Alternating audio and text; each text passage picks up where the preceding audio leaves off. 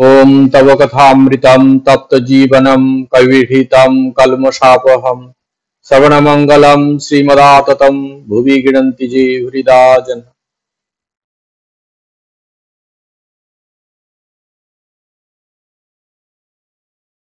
ঠাকুর শ্রী রামকৃষ্ণ দেবের কাছে একজন তান্ত্রিক ভক্ত এসেছেন। সেই ভক্তটি ঠাকুর জিজ্ঞাসা করছেন যে ঠাকুর, পরমহংস অবস্থা প্রাপ্ত হলে পাপ পুণ্য এগুলো বোধ থাকে কিনা। ঠাকুর শ্রী রামকৃষ্ণ দেব বলছেন, পাপ পুণ্য কি জানো? পরমহংস অবস্থায় দেখে তিনি সুমতি দেন, তিনি কুমতি দেন।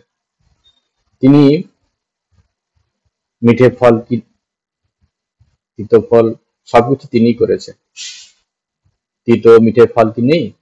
কোনো গাছে মিষ্টি ফল, কোনো গাছে তেতো বা টক এই ফলও আছে। তিনি মিষ্টি আম গাছও করেছেন, আবার টক আমড়া গাছও করেছেন।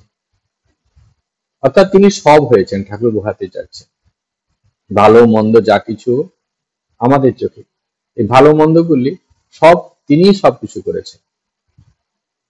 তান্ত্রিক ভক্ত বলছেন, আগে হ্যাঁ, পাহাড়ের উপর দেখা যায় গোলাপের ক্ষেত, যত দূর চক্ষু যায় কেবল গোলাপের ক্ষেত। শ্রী রামকৃষ্ণ তখন বলছেন, পরমহংস দেখে এসব তার মায়ার ঐশ্বর্য। সৎ অসৎ, ভালো মন্দ, পাপ পুণ্য সবই তার ঐশ্বর্য। ভগবানই এরকম সৃষ্টি করছে, মায়াতে, তার মায়াতে এরকম সব সৃষ্টি হয়েছে। এরপর তান্ত্রিক ভক্ত আবার জিজ্ঞাসা করছেন, তবে কর্মফল আছে?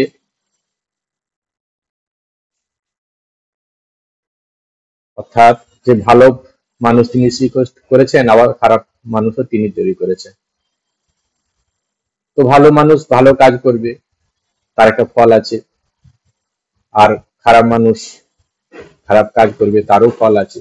তো তাদের সবই যদি ভগবান সৃষ্টি করেছেন, তাহলে কর্মফল আছে কিনা ঠাকুরকে জিজ্ঞাসা করছে শ্রী রামকৃষ্ণ। তাও আছে। ভালো কর্ম করলে সুফল, মন্দ কর্ম করলে কুফল।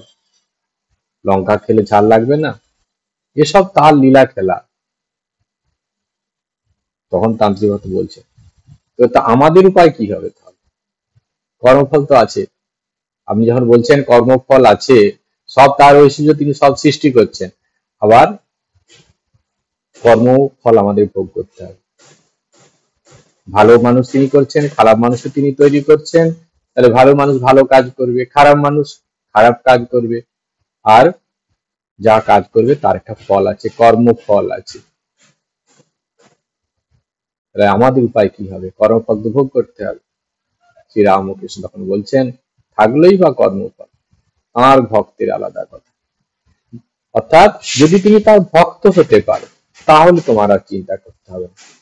কিন্তু আমাদের এই কথাটি একটু বুঝে নিতে হবে, ভক্ত মানে হওয়া নয় যে শ্রীরামকৃষ্ণ মিশনে আমি শ্রীরামকৃষ্ণের কাছে আমি এসে পৌঁছে গেছি, বা রামকৃষ্ণ মিশনে আমি দীক্ষা নিয়েছি, বা কোনো সংস্থাতে আমি দীক্ষা নিয়েছি, তাহলে অর্থাৎ যে সংস্থাতে আমরা যাই না কেন, সে প্রভুর নামই সবাই আমরা করছি না, সুতরাং আমাদের চিন্তা ঠিক এরকম।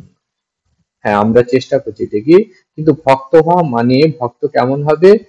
ঈশ্বর ছাড়া কিছুই বুঝবে না। আমি যা কিছু কর্ম করছি ঈশ্বরের জন্য করছি, এই জগৎ সংসার তারই, আমি তারই কাজ করছি। ছেলে পুলে, বাপ মা সবই, যা কিছু সব তাঁর। তো আমি তারই কাজ করছি, আমি তার সেবা করছি, তাকে খুশি করার জন্য আমার কাজ।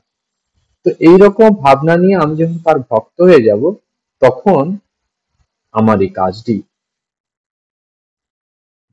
ঈশ্বর কৃত্যার্থে কর্ম, আমার ব্যক্তিগত তখন কোনো কাজ নেই। এইরকম আমরা যদি হতে পারি, তবেই ঠিক ঠিক ভক্ত হওয়া। এই অবস্থায় ঠাকুর ভগবান আর ভক্তকে রক্ষা করে, তার জন্য আলাদা তিনি সমস্ত বিপদ আপদে তার ভক্তকে রক্ষা করে। এইরকম ভক্ত আমাদের হতে হবে। ঠাকুর কিন্তু এটি ইঙ্গিত করছে। আমরা দীক্ষা নিয়ে নিলাম, ভগবান আমাদের রক্ষা করবেন, এরকম ব্যাপারটি না।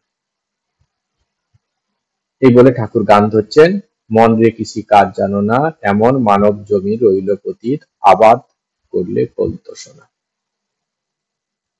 কালী নামে দাওরে বেড়া, ফসলে তজরূপ হবে না, সে যে মুক্ত কৃষির শক্ত বেড়া, তার কাছেতে জম ঘেঁষে না। গুরু দত্ত বীজ রোপণ করে ভক্তি বাড়ি সেচে দেয় না, একা যদি না পারিস মন, রামপ্রসাদকে সঙ্গে নে। মাতৃভক্ত সাধক কবি রামপ্রসাদ সেন মায়ের উদ্দেশ্যে এই গানটি নিবেদন করছে। সঙ্গে রয়েছে আত্মখেদোক্তি।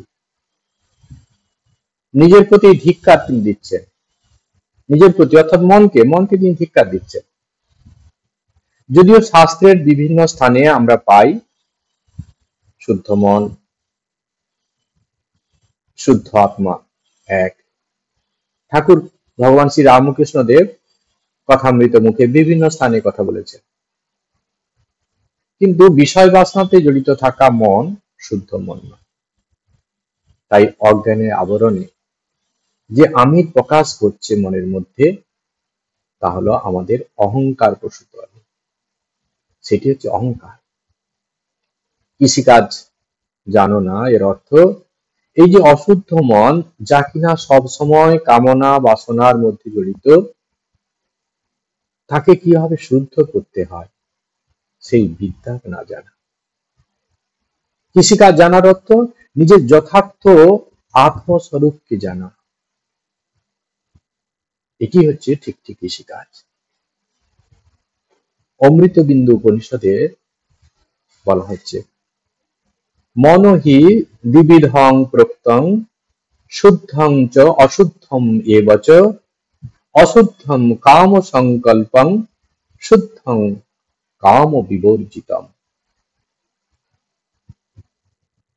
এরকম বলা হয় যে মনের দুরকম অবস্থা, সেই দুরকম অবস্থা কেমন? একটা শুদ্ধ অবস্থা, একটি অশুদ্ধ অবস্থা।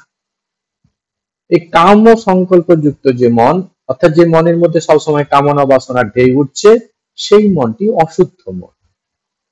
আর কামনা বিবর্জিত মন, যেখানে কোনো কামনা নেই, ব্যক্তিগত চাহিদা নেই সেখানে, সেই রকম মন হচ্ছে শুদ্ধ মন।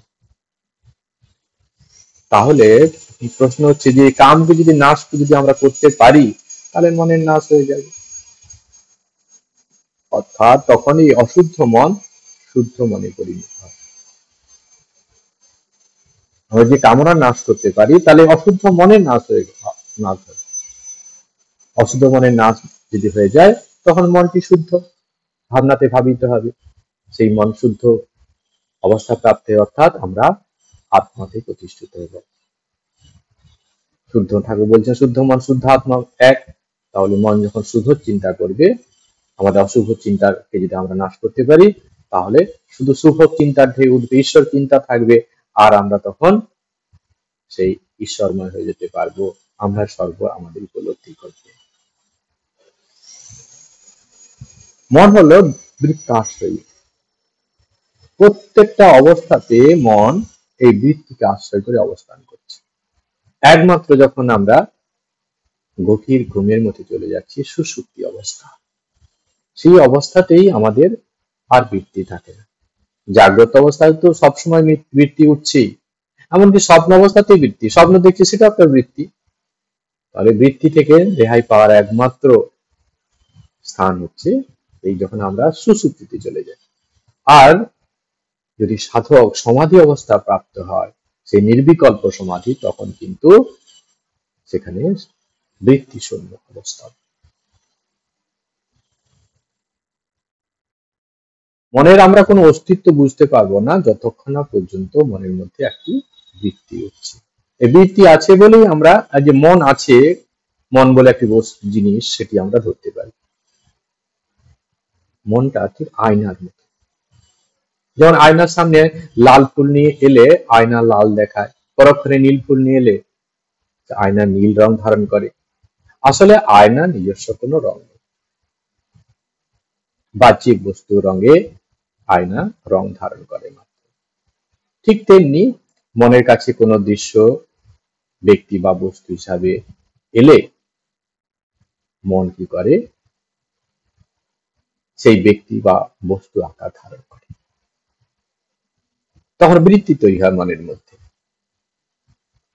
এই বৃত্তিগুলি পঞ্চ ইন্দ্রিয়ের মাধ্যমে মনের কাছে হাজির হয়।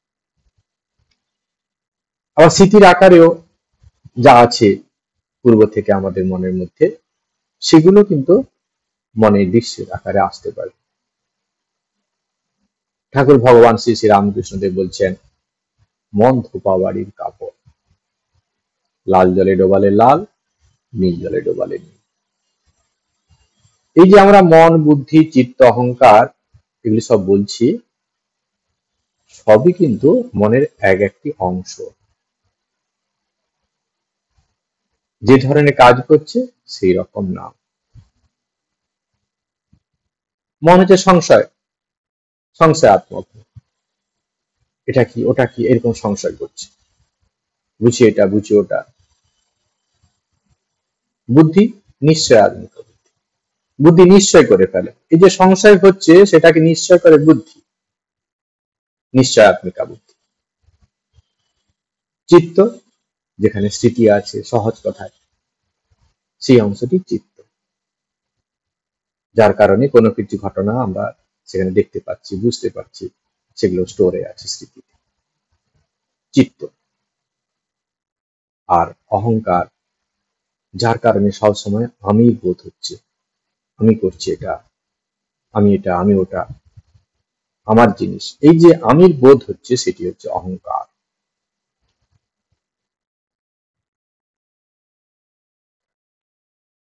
অর্থাৎ যে ধরনের ওই মন যে ধরনের কাজ করছে সেই অনুযায়ী তার নামটা, সেই নামটার নাম হচ্ছে মন, বুদ্ধি, চিত্ত, অহংকার। স্বামীজি বলছেন এই মনেরই বিভিন্ন পার্ট।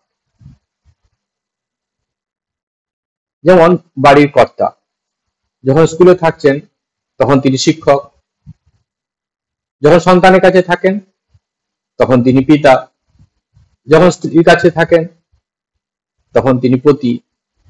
এইভাবে কার্য বা অবস্থান অনুযায়ী একই বস্তু বা ব্যক্তির বিভিন্ন নাম। তাই মনকে যখন শুভ চিন্তার মধ্যে ডুবিয়ে রাখা যায় তখন মন শুদ্ধ স্বরূপ হয়ে যায়। আবার যখন বিষয়ের মধ্যে, কামনা বাসনার মধ্যে ডুবিয়ে রাখা যায়, মন সেই রূপ ভাব ধারণ করে, অর্থাৎ অশুদ্ধ হয়ে যায়।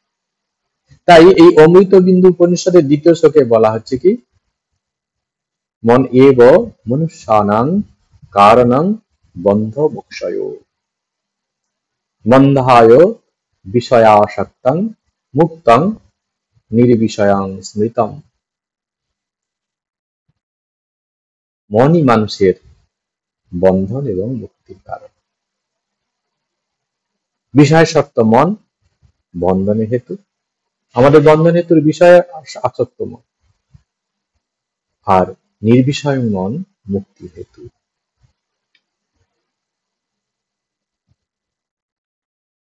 আর সেই কারণে ঠাকুর কথা আমি তো এই কথা বলছি, মনই হচ্ছে আমাদের বন্ধন মুক্তির কারণ।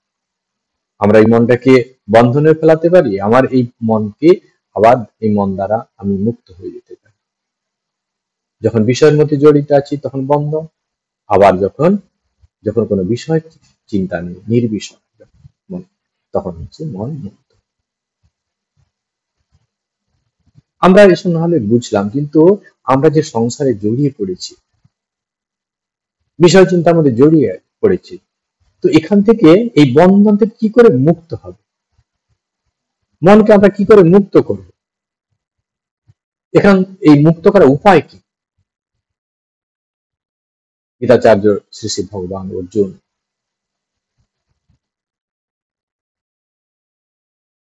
গীতায় শ্রী শ্রী ভগবান অর্জুনকে উপলক্ষ করে আমাদের শিক্ষা দিচ্ছেন। গীতাচার্য শ্রী শ্রী ভগবান অর্জুনকে উপলক্ষ করে আমাদের শিক্ষা দিচ্ছেন। কি শিক্ষা দিচ্ছেন? উদ্ধরেদ আত্মনা আত্মানম ন আত্মানম অবসাদয়ে, উদ্ধরেদ আত্মনা আত্মানম ন আত্মানম অবসাদয়ে, আত্মৈব হি আত্মনো বন্ধু আত্মৈব রিপুরাত্মনা, আত্মনা আত্মনম উদ্ধরেত, আত্মার দ্বারা আত্মাকে ঊর্ধ্বগামী করবে।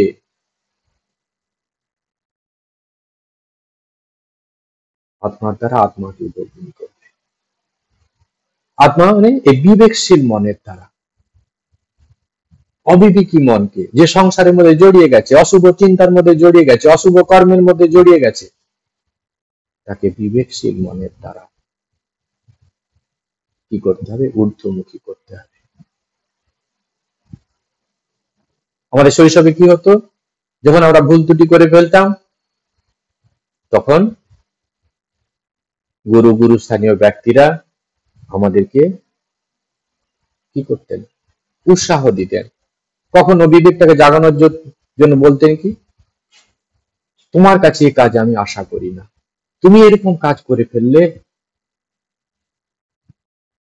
তুমি না অমুকের ছেলে। এই যে কথাগুলো বলছেন, তাতে আমার মধ্যে আত্মধিক্কার জেগে ওঠে, না আমি অমুকের ছেলে, আমি এটা করে ফেললাম। মাস্টার যেটা বললেন, আমার কাছে তিনি এটা আশা করেন, তাহলে আমাকে ভালো হতে হবে। এই যে মনের মধ্যে তিনি বিবেকটাকে জাগিয়ে দিচ্ছেন, সঙ্গে সঙ্গে পরবর্তীকালে আমরা আর ওই কাজটা করছি না। কখনো কখনো মা বাবা আমার সাবধান করছে। এই যে মনকে আমাদের এখন, নিজের মনকে, আমাদের সেই বিবেকশীল মনকে কি করতে হবে? জাগিয়ে এই অবিবেকী মন, যে কিনা অসৎ চিন্তার মধ্যে জড়িয়ে পড়ছে, কামনা বাসনার মধ্যে জড়িয়ে পড়ছে, অনৈতিক কাজের মধ্যে জড়িয়ে পড়ছে, তা থেকে নিবৃত্তি করতে হবে। তাকে নিজের মনকে নিজেকেই বোঝাতে হবে, না এটি তোমার শোভা পায় না। ন আত্মনাম, আত্মনম, আত্মানম, আত্মাকে ন অবসাদয়ে। তোমার এই যে মনটি, যেটি কিনা সংসারের মধ্যে জড়িয়ে পড়ছে, তাকে আর তুমি নিম্নগামী করো না, তাকে বিবেকের চাবুক মেরে ঊর্ধ্বমুখী করো। আত্মানম ন অবসাদয়ের, আত্মাকে নিম্নমুখী করবে না, নিম্নগামী করবে না। কি? কেননা আত্মৈব আত্মন বন্ধু, তোমার আত্মাই তোমার বন্ধু, আত্মাই তোমার শত্রু। তোমার বিবেকশীল মন দিয়ে যদি তোমার এই অবিবেকী মনকে, যে সংসারে জড়িয়ে পড়ছে, তাকে যদি একবার বুঝিয়ে ঠিক করে দিতে পারো, ওই তোমার বন্ধুর মতো কাজ করবে, তোমাকে আধ্যাত্মিকতার চরম শিখরে নিয়ে চলে যেতে পারে। তোমার নৈতিক উত্তরণ তোমার জীবনে ঘটবে, যদি এই অবিবেকী মনকে একবার বুঝিয়ে তাকে সোজা রাস্তায় নিয়ে আসতে পারো। সেই কারণে ভগবান কি বলছেন? দ্বিতীয় শ্লোকে আবার বলছেন, বন্ধুর আত্মা আত্মনতস্য যেন এব আত্মা আত্মনাজিতঃ, যেন আত্মনা আত্মাজিতঃ। যে বিবেকযুক্ত মনের দ্বারা অবিবেকী মনকে, সংসারের সংস্কারযুক্ত মনকে বশীভূত করে ফেলেছে, বিবেকের সাহায্যে তাকে বুঝিয়ে, বিবেকের চাবুক মেরে তাকে কি করছে? ঠিক পথে, ঠিক রাস্তায় নিয়ে এসছে। তস্যৈব আত্মা আত্মনো বন্ধু, সেই মন জীবাত্মার বন্ধু। অনাত্মনতু শত্রুত্বে বর্তেত আত্ম এব শত্রুবৎ, কিন্তু অনাত্মন এব আত্মা শত্রুবৎ শত্রুত্বে বর্তেত। অবিবেকী মন কি করছে? শত্রু ন্যায় তাকে, তার সঙ্গে শত্রুতা করছে। অবিবেকী মন শত্রুর মতো, যার কোনো বোধ নেই, কি করছে কি জানেন, তারা আমাদের নৈতিক অধঃপতন করে ফেলবে অবিবেকী মন। সেই কারণে ভগবান কি বলছেন, যে তোমার মনটিকে ঊর্ধ্বমুখী করো, তোমার বিবেক দ্বারা এই অবিবেকী মন, যে মন ঘুমিয়ে পড়েছে, যে নৈতিক অধঃপতন ডেকে আনছে, সেরকম মনকে বুঝিয়ে বিবেকের চাবুক মেরে যেভাবে হোক তাকে ঊর্ধ্বমুখী করো, তাহলে দেখবে তুমি আস্তে আস্তে ঊর্ধ্বগতি প্রাপ্ত হচ্ছে। তাহলে আমরা দেখতে পাচ্ছি আমাদের এই মনই যদি বিবেকের সাহায্য নেয় তাহলে ঊর্ধ্বমুখী প্রাপ্ত হয়, আর অবিবেকী যদি হয়ে পড়ে তাহলে নিম্ন গতি প্রাপ্ত হয়। তাহলে মনই আমাদের সমস্ত কিছুর জন্য যায়। সেই কারণে সাধক কবি রামপ্রসাদ সেন অবিবেক মনকে এই বিবেকের দ্বারা তাকে কি করছেন, ঠিক পথে আনার জন্য, বিবেক জাগিয়ে তাকে ঠিক পথে আনার চেষ্টা করছেন। সেই জন্য ধিক্কার দিচ্ছেন, মন রে কৃষি কাজ জানো না, ধিক্কার দিচ্ছেন অজ্ঞানের আবরণে আবৃত মনের মধ্যে চেতনা আনার জন্য, তার মধ্যে বিবেকের স্ফুরণ ঘটানোর জন্য তিনি বলছেন মন রে কৃষি কাজ জানো না। তো জীবনের উদ্দেশ্য কি তুমি সেটা তুমি ভুলে গেলে, তুমি সেটা জানো না তোমার কি করণীয় জীবনে, আর তুমি কি করছো। তিনি কি করছেন, চেতনা জাগানোর চেষ্টা করছেন। এমন মানব জমি রইল পতিত, আবাদ করলে ফলতো সোনা। যে জমিতে সোনা ফলতো অর্থাৎ মূল্যবান জিনিস উৎপাদন হতো, তার শুকনো মরুভূমির মতো। একটা ছেলে ভালো পড়াশোনা করলে জীবনে কত ভালো রেজাল্ট করতে পারতো, জীবনে অনেক কিছু হতে পারতো, সে কি করছে, পড়াশোনা করছে না, অসৎ পথে যাচ্ছে, কুচিন্তা কুভাবনাতে মন ভরে গেছে, অসৎ বন্ধুদের সঙ্গে মিশে মিশে তার যে উজ্জ্বল ভবিষ্যৎটাকে শেষ করে দিচ্ছে। আমরা সমাজে এরকম ঘটনা অনেক দেখতে পাই। তার দ্বারা যা সম্ভব হতো সেটি সে হতে পারছে না। কেন হতে পারছে না? তার মনটি অসৎ কাজে লিপ্ত, অসৎ সংসর্গে সে যুক্ত হয়েছে। তো সেক্ষেত্রে আমাদের বিবেকের সাহায্যে সেই রকম ছাত্রকে আমাদের কি করতে হবে, তার মধ্যে বিবেকের জাগরণ ঘটিয়ে তাকে বুঝিয়ে ঠিক পথে আনতে হবে।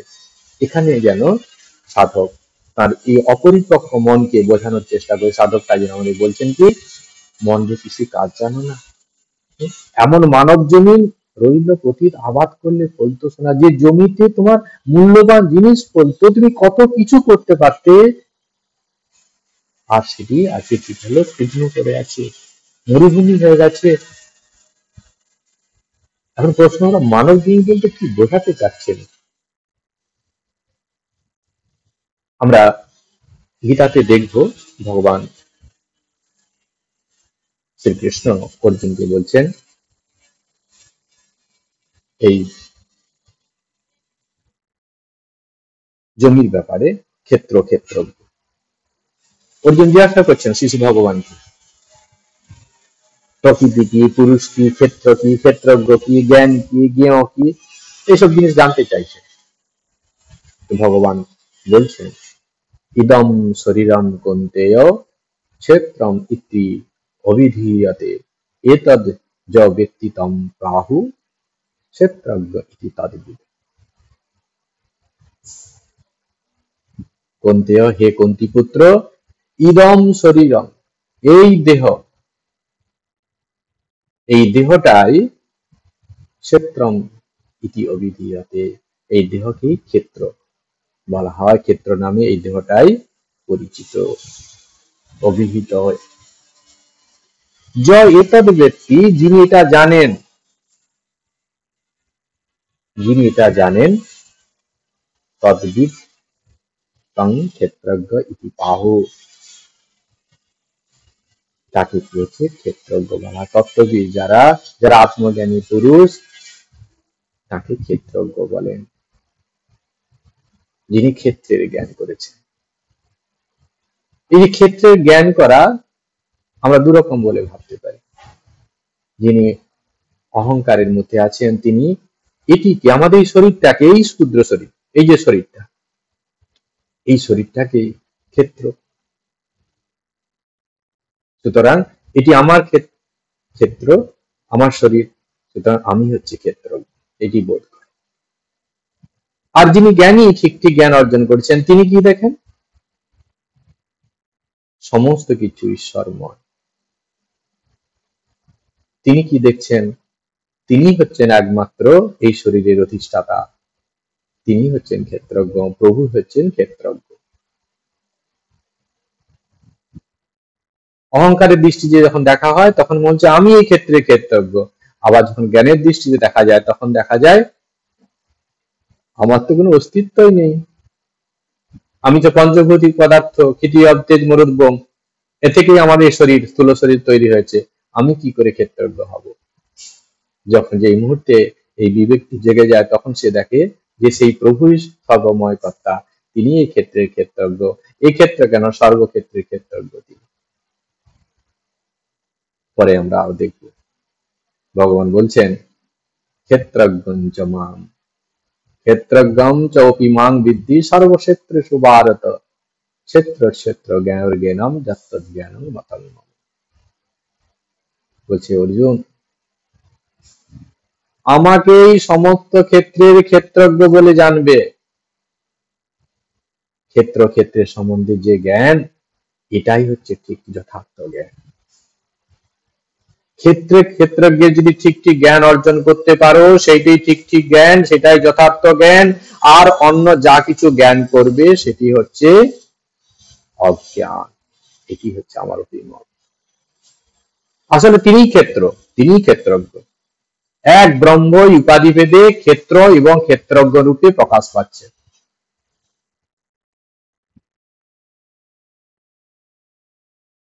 জ্ঞানী মুক্তির হেতু। তিনি ছাড়া যদি এই বিশ্ব সংসারে দ্বিতীয় কোন সত্তা থাকে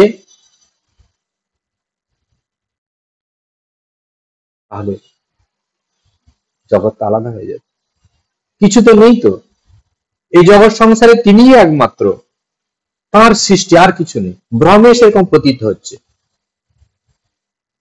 জগৎ সংসারে তিনি ছাড়া যদি বিশ্ব সংসারে কিছু না থাকে, কোনো সত্তা না থাকে, তাহলে আমরা বলতে পারি তিনিই ক্ষেত্র, তিনিই ক্ষেত্রজ্ঞ। যখন কোন সাধক সাধনার অগ্রগতিতে এটি বুঝতে পারছেন যে জগৎ সংসারে ক্ষেত্র আর ক্ষেত্রজ্ঞ বলে আলাদা কোনো বস্তু নেই, তিনিই ক্ষেত্র, তিনিই ক্ষেত্রজ্ঞ, এই জ্ঞান যখন সে প্রাপ্ত হয় তখন সেই পরম জ্ঞান, তখন তিনি পরম জ্ঞানী, সেটাই হচ্ছে সাচ্চা জ্ঞান, তিনি হচ্ছে ঠিক ঠিক ক্ষেত্রজ্ঞ। অর্থাৎ তখন তিনি আত্মজ্ঞানে প্রতিষ্ঠিত, তিনি ব্রহ্মে প্রতিষ্ঠিত। সর্বম খলুদং ব্রহ্ম, সবকিছুই তিনি ব্রহ্মময় দেখছেন। তাহলে ক্ষেত্র এবং ক্ষেত্রজ্ঞ একই। যিনি ব্রহ্মজ্ঞানীর দৃষ্টিতে, আত্মোপলব্ধিবান পুরুষের দৃষ্টিতে ক্ষেত্র ক্ষেত্রজ্ঞ একই। তিনি প্রকৃতি হয়েছেন, তিনি পুরুষ হয়েছেন। জগৎ সংসার তার লীলা। যে ঐশ্বর্য আমরা দেখতে পাচ্ছি, এই মায়া প্রকৃতি দেখতে পাচ্ছি, এ তো তিনি আগ্রহে প্রকাশ পাচ্ছেন, তার মায়ার লীলা এটা, যেটা ক্ষেত্র হিসাবে প্রকাশ পাচ্ছে। তাই তিনি ক্ষেত্র, তিনি ক্ষেত্রজ্ঞ। ক্ষেত্র আর ক্ষেত্রজ্ঞ বলে আলাদা কিছু নেই।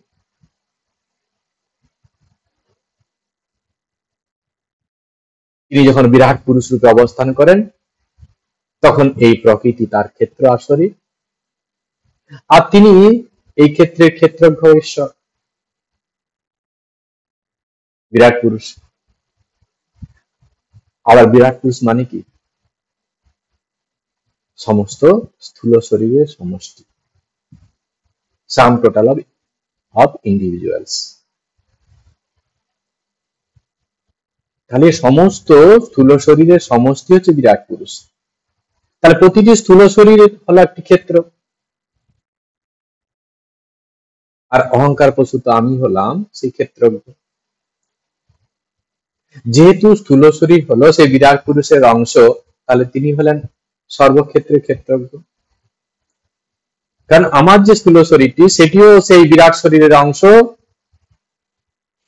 আবার আমরা জগৎ সংসারের যেসব ব্যক্তি দেখছি, যা কিছু দেখছি, সেগুলো সেই বিরাট পুরুষের অংশ। তাহলে প্রতিটি ক্ষেত্র সেই বিরাট পুরুষেরই ক্ষেত্র, সেই সম্মিলিত ক্ষেত্র এই স্থূল শরীরগুলির, সেটি বিরাট পুরুষের অংশ, সেটি হচ্ছে ঠিক ঠিক ক্ষেত্র। তাই তিনি হলেন সর্বক্ষেত্রের ক্ষেত্রজ্ঞ। আসলে অজ্ঞানতার কারণে এই সৃষ্টি, এই দৃশ্যমান জগৎ, অজ্ঞানতা চলে গেলে সব এক তত্ত্ব। সেখানে ক্ষেত্রও নেই, ক্ষেত্রজ্ঞ নেই, আছে শুধু মাত্র একটা সত্তা বা অস্তিত্ব। একটা অস্তিত্ব শুধু সেখানে আছে। আমরা যদি সৃষ্টি তত্ত্ব দেখি, সেখানেও আমরা দেখব সেই পরব্রহ্ম পরমাত্মা তিনি কি করেছেন, মায়াকে আশ্রয় করে ক্ষিতি অবতেজ মরুদ বোম এই পঞ্চতত্ত্ব ভাগ হলেন। সেখান থেকেই কর্মেন্দ্রিয়, জ্ঞানেন্দ্রিয়, পঞ্চপ্রাণ সমস্ত কিছু আবার পঞ্চীকরণের পর এই স্থূল শরীর। জগৎ সংসারে যা কিছু হয়েছে আমরা দেখতে পাচ্ছি, তিনি এইভাবে হয়েছেন, ডিরাইভ হতে হতে তিনি এই রকম হচ্ছেন, জগৎ রূপে তিনি প্রকাশিত হচ্ছেন। তাহলে তিনিই হচ্ছেন, জগতে আলাদা কোনো সত্তা নেই। জনম জনমের অজ্ঞানতা এবং তা থেকে জাত আমাদের এই যে শরীর, সংসার দশায় এসে মায়ের কবলে পড়ে নিজের যথার্থ স্বরূপ ভুলে গেছে। বিবেক শক্তি ধীরে ধীরে ক্ষীণ থেকে ক্ষীণতর হয়ে পড়ছে। আমরা এই বদ্ধ অবস্থা থেকে নিজেকে মুক্ত করার পরিবর্তে এই সংসার দশায় এসে আরো বদ্ধ হয়ে পড়েছি। কুচিন্তা, কুভাবনা আমাদের শরীর মনকে আবৃত করে ফেলেছে। তাই আত্মজ্যোতি বা আত্মতেজ ওই অজ্ঞানের আবরণ ভেদ করে ঠিক মতো প্রকাশ হতে পারছে না। অজ্ঞানের আবরণ ভেদ করে যে আত্মজ্যোতি যখন প্রকাশ পাচ্ছে, তখন বিকৃত রূপ ধারণ করছে। কেন বিকৃত রূপ ধারণ করছে? কারণ আমাদের ভেতরের সমস্ত অবস্থায় সেই জ্যোতি, তার জ্যোতি সব সময় পড়ছে, কিন্তু সেই অন্তঃকরণ তার কাছে বর্তমান আছে। যে মুহূর্তে সেই জ্যোতি অন্তঃকরণে পড়ছে, অন্তঃকরণে রিফ্লেক্ট হওয়ার সঙ্গে সঙ্গে তার মধ্যে অহংকার বেড়ে যাচ্ছে। অহংকারের ভাবনা হচ্ছে, যে অন্তঃকরণ ভাবছে, অহংকারের অন্তঃকরণের অংশ আমার সবকিছু, আমার জ্যোতি। চৈতন্য অবস্থা পাবে, চৈতন্যের সামনে অন্তঃকরণ থাকার জন্য অন্তঃকরণ কি হচ্ছে, সেও সেন্সিয়েন্ট হয়ে যাচ্ছে, চৈতন্যময় হয়ে যাচ্ছে। চৈতন্য সত্তার সামনে এসে অন্তঃকরণ চৈতন্যময় হয়ে যাচ্ছে, আর অহংকার তখন সর্বময় কর্তা হিসাবে নিজেকে জাহির করছে। এর ফলেই আমাদের এই অবস্থা। আর সেই অহংকার তখন কি করছে, ওই যে চৈতন্য আসছে, চৈতন্য ওই জ্যোতি আসছে, তার মধ্য দিয়ে প্রকাশ পাচ্ছে, আমাদের সংস্কারের ভেতর দিয়ে আসছে বলে তাই সমস্ত কিছু বিকৃত রূপ ধারণ করে গেছে। রূপ রেয়স ভরা প্রকৃতির কলঙ্কনে পড়ে আমরা আমাদের অবস্থা মৃত,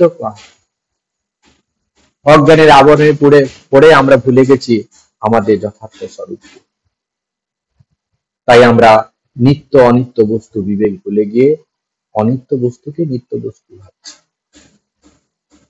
সেই অনিত্য বস্তুর মধ্যে শাশ্বত শান্তি খুঁজে বেড়াচ্ছি। আমরা বলছি অনিত্য বস্তু, আর সেই অনিত্য বস্তুর মাঝেই আমরা চিরস্থির আনন্দ খোঁজার চেষ্টা করছি। বুদ্ধি আমাদের কতটা অপরিপক্ক। আমি বলছি অনিত্য বস্তু, অর্থাৎ তিনকালের অস্তিত্ব নেই, চেঞ্জ হচ্ছে, অথচ তার মধ্যে আমরা চাচ্ছি কি, স্থায়ী আনন্দ পেতে চাচ্ছি তার মধ্যে। তাই আমরা সকাল থেকে সন্ধ্যা পর্যন্ত বিষয় চিন্তায় মগ্ন, নেম ফেম নিয়ে ব্যস্ত। যে মন দিয়ে আমাদের আধ্যাত্মিক চিন্তা করার কথা, যে মন দিয়ে সর্বদা ঈশ্বরের স্মরণ মনন করার কথা, সেই মন নিয়ে আমরা অসৎ চিন্তা করছি। যে হাত দিয়ে আমাদের বিরাট পুরুষের সেবা পূজা করার কথা, তার সৃষ্টির সেবা পূজা করার কথা, অবিবেকী মনের প্রেরণায় সেই হাত দিয়ে অনৈতিক কাজ করছে। যে পাকে কাজে লাগিয়ে তীর্থে গমন করার কথা, তীর্থে যাব, ভগবানের লীলা সাধন করব, সেই পা দিয়ে আমরা কোথায় যাচ্ছি? তীর্থে গমন করছি না, আমরা গমন করছি কুসংসর্গে যাচ্ছি, কুপরিবেশে যাচ্ছি। আর এই সমস্ত ঘটনার পেছনে কে আছে? আমাদের অবিবেকী মন। ঠাকুর ভগবান শ্রী শ্রী রামকৃষ্ণদেব বলছেন, মনুষ্য জীবনের উদ্দেশ্য ঈশ্বর লাভ। ঈশ্বর লাভ কোথায় হবে? এই শরীরে, এই মন দিয়ে। তাই এই শরীরকে, এই মনকে ঈশ্বর লাভের উপযুক্ত মাধ্যম রূপে গড়ে তোলা চাই। কিন্তু আমরা করছি কি? শৈশব থেকে আজ পর্যন্ত এখনো আমরা অনেকেই নিজের জীবনের উদ্দেশ্যটাই কি সে সম্বন্ধে কখনো সম্যক ধারণা লাভ করতে পারি। সেই উদ্দেশ্যটি আমরা ভুলে গিয়ে আমরা যদি পাওয়ার পজিশন, নেম ফেম নিয়ে ব্যস্ত থাকি, তবে আমরা কষ্ট ছাড়া কিছুই পাবো না জীবনে। অনলি সাফারিং, শুধু কষ্ট দুঃখ আমরা পাবো।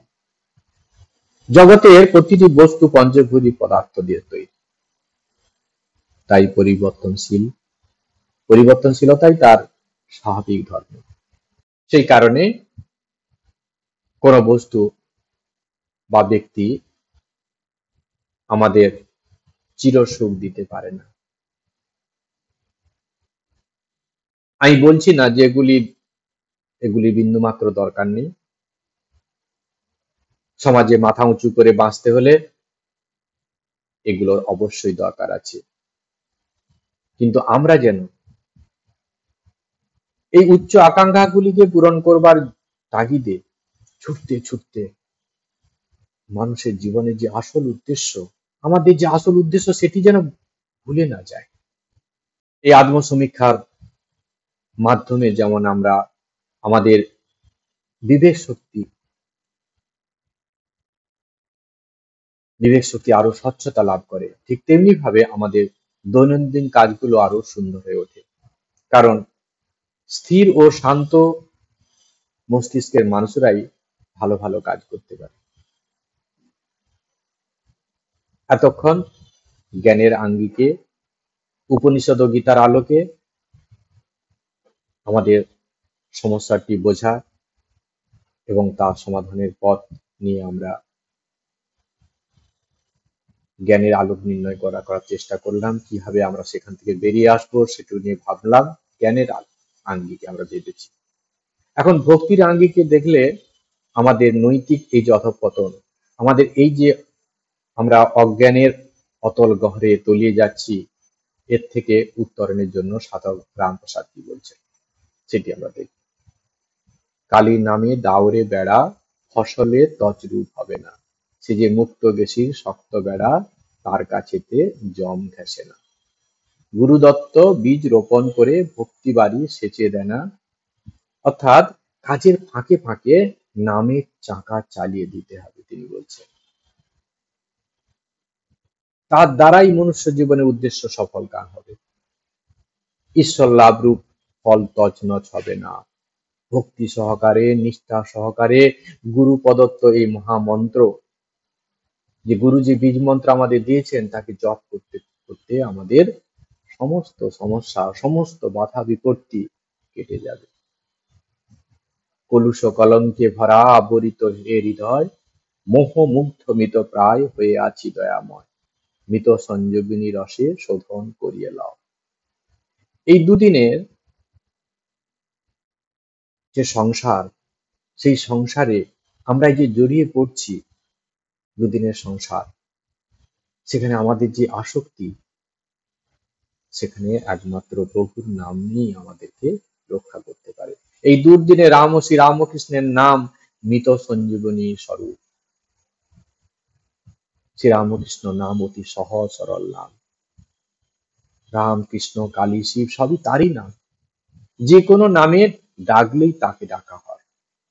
এই নামের বন্যায় যদি একবার আমরা নিজেকে ভাসিয়ে দিতে পারি, তাহলে গন্তব্যস্থলে পৌঁছানো আর কোনো চিন্তাই থাকবে না। আমরা গন্তব্যস্থলে ঠিক পৌঁছে যাব। শ্রীরামকৃষ্ণ নামের এটি হচ্ছে মহিমা। শ্রীরামকৃষ্ণ নামের আমাদের সমস্ত দুঃখের নিবৃত্তি ঘটবে। এই দেহ ভাণ্ডে ব্রহ্মাণ্ডের অনুভব করবে, আবার এই দেহ ভাণ্ডেই ব্রহ্মাণ্ডে মিলেমিশে এক হয়ে যাবে। এই ভোগায়তন শরীরটি প্রভুর নামের বন্যায় মহিমান্বিত হয়ে যাবে। আমরা এই শরীরেই মনুষ্য জীবনের উদ্দেশ্যকে সফল কাম করতে পারব। এটি হচ্ছে সেই যথার্থ কৃষিকাজ। যথার্থ কৃষিকাজ মানে আমাদের আত্মস্বরূপ উপলব্ধি করা, ঈশ্বর লাভ করা। সেই জন্য আমরা যেন এই জীবনে সমস্ত অবস্থায় এই কথাটি মনে রেখেই আমাদের জীবনটিকে অতিবাহিত করি, তবেই আমরা কিছু লাভ করতে পারবো জীবনে। আজকে এই পর্যন্ত। ভালো থাকুন, আনন্দে থাকুন। জয় ঠাকুর, জয় মা। ওম শান্তি শান্তি শান্তি। হরি ওম তৎসৎ। শ্রীরামকৃষ্ণার্পণমস্তু।